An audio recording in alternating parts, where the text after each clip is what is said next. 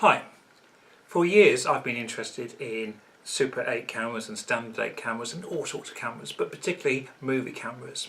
And I had been meaning to watch the film Super 8 mm by Steven Spielberg, set in the 1970s. It's a bit of a zombie film, but it's about some kids making a film.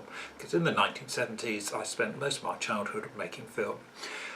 There's a slight difference between the reality of what was happening to people trying to make films, kids trying to make films in the UK, and kids making films in the States, and I think that was affordability.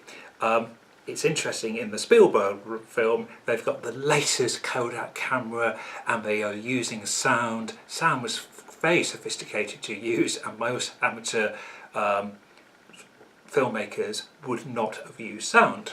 One or two did, but it was expensive at the end of the 70s. Camera collecting nowadays. One of the great things about camera collecting is you can now buy things for pounds or even pence that you could never dream of buying when you were younger.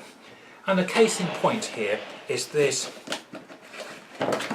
rather heavy 1970s camera, and it's a GAF.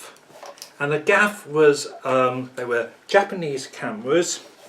This is quite sizable, and it's sizable because it took a sound cartridge. And if I open it up, it has a sound head here, and what would have happened, you put your cassette of film in the camera and you could plug a microphone in and it would record sound, which was really advanced. This camera has an excellent zoom lens, it has power zoom.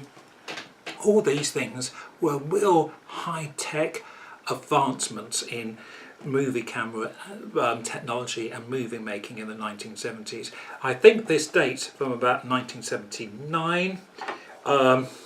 It's a real piece of classic 1970s nostalgia.